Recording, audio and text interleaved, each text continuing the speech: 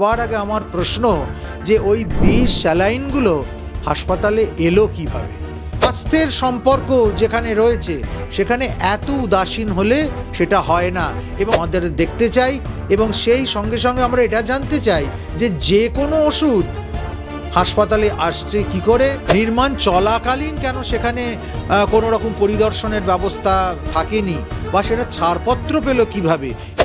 মহারাজ, আমরা দেখেছিলাম মেদিনীপুর মেডিকেল কলেজে প্রসূতি মৃত্যুকে ঘিরে বহু চাঞ্চল্য ছড়িয়েছে। সিআইডি সেটিকে তদন্ত করছে এবং সেলাইন বিভ্রান্ত নাকি হিউম্যান এরর একটা প্রশ্ন ওঠে এবং তারই মাঝে রাজ্য সরকার তরফ থেকে 12 জন চিকিৎসককে সাসপেন্ড করে দেয় এবং রাজ্য সরকার যেটা বলতে চাইছেন যে চিকিৎসকদের গাফিলতি ছিল যার জন্য এটা হয়েছে। অন্যদিকে আমরা জুনিয়র ডক্টরদের তরফ থেকে তারা কিন্তু দেখা যাচ্ছে যে এই সাসপেনশনের পরে তারা বলছেন কর্মবিরতিতে যাবেন, কর্মবিরতিতে যাওয়ার কথা বলেন, পাশাপাশি যে তারা প্রতিবাদ করছেন জুনিয়র ডক্টর ফ্রন্টের তরফ থেকে এই সাসপেনশন। কিন্তু গতকালই আমরা দেখলাম মুম্বাইয়ের একটি ল্যাব থেকে যে সেলাইন অর্থাৎ বিষাক্ত সেলাইনের কথা বারবার জুনিয়র ডক্টররা বা রাজ্য সরকার তরফ থেকে বলা হচ্ছে, সেই সেলাইনকেই মূলত ক্লিন চিট দিয়ে দেওয়া হয়েছে, সেই সেলাইন কোম্পানিকে ক্লিন চিট দিয়ে দিয়েছে মুম্বাই ল্যাব। তাহলে এই মুহূর্তে যে দাঁড়িয়ে আপনার কি মনে হচ্ছে দোষী ঠিক কোন দিকে যাচ্ছে? ডাক্তাররা দোষী, জুনিয়র ডাক্তাররা অপরাধ করেছে, এরকম একটা ন্যারেটিভ আনার চেষ্টা করা হচ্ছে। কিন্তু সবার আগে আমার প্রশ্ন যে ওই বিষ স্যালাইনগুলো হাসপাতালে এলো কিভাবে, কারা তাদের ছাড়পত্র দিল, যে কোম্পানি থেকে ওগুলো এলো সেই কোম্পানির ছাড়পত্রটা আমাদের দেখতে চাই এবং সেই সঙ্গে সঙ্গে আমরা এটা জানতে চাই যে যে কোনো ওষুধ হাসপাতালে আসছে কি করে, জীবনদায়ী যেখানে পরিবেশ, যেখানে জীবনদায়ী একটা সিস্টেম চলে সেখানে এত ভুল হয়ে যাচ্ছে কি করে।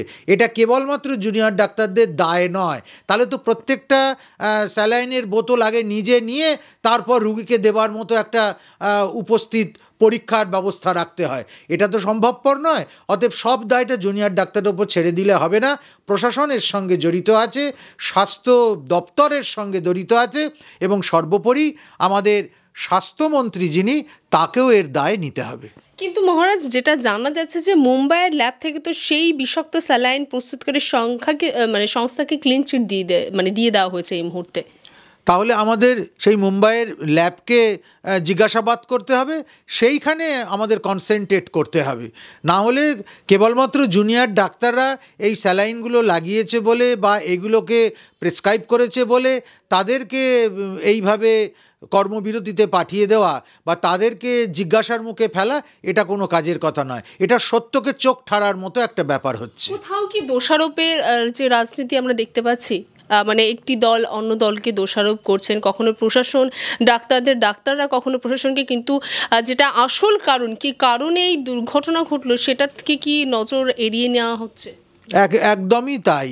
মূল যে কারণ সেটা থেকে চোখ ফেরাতে পরস্পরের দিকে দোষারোপ করছে। আমাদের প্রথম জানতে হবে যে মুম্বাইয়ের যে ল্যাব থেকে ক্লিন চিট পেয়েছিল এই সমস্ত বিষ স্যালাইনগুলো সেগুলো পেল কিভাবে, তারপর সেগুলো আসবার পর তার কি কোনো পরীক্ষা করার পদ্ধতি আছে যে সঠিক জিনিস এসে পৌঁছলো কি পৌঁছলো না।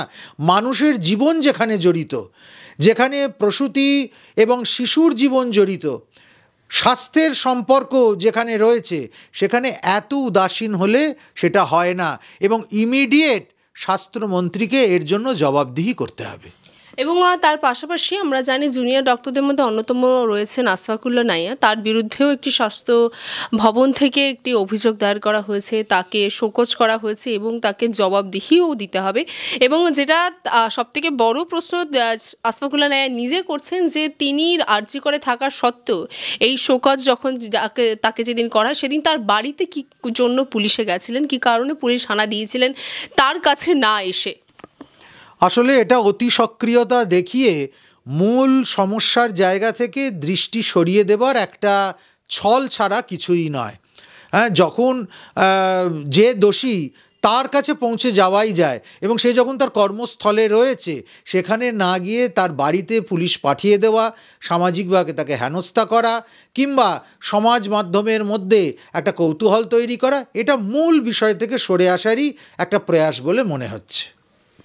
এবং শুধুমাত্র এই বিষয় নয়, ইতিমধ্যে রাজ্য রাজনীতিতে একটি বড় প্রশ্ন আমরা জানি যে কিছুদিন আগে বাঘাযতীনে একটি বাড়ি ভেঙে পড়েছে, বাড়ি হেলে পড়ে এবং তারপর থেকেই দেখা যায় যে সেখানে যেমন সাধারণত প্রমোটারের দোষ সামনে আসে, তাকে গ্রেফতার করা হয়েছে, কিন্তু যে প্রশ্নটা আসে যে 10-12 বছরের পুরনো বাড়ি হেলে পড়েছে, সেখানে সেই সময় বাম আমলে অনুমতি দেওয়া হলেও 10-12 বছরে কেন পৌরসভার নজরে আসেনি, এটা বড় প্রশ্ন। এবং সেখানে তৃণমূল কংগ্রেস বারবার বাম ফ্রন্টকে দায়ী করছেন যে তাদের আমলে যে অনুমতি দেওয়া হচ্ছে তার কারণে এই ফলাফল।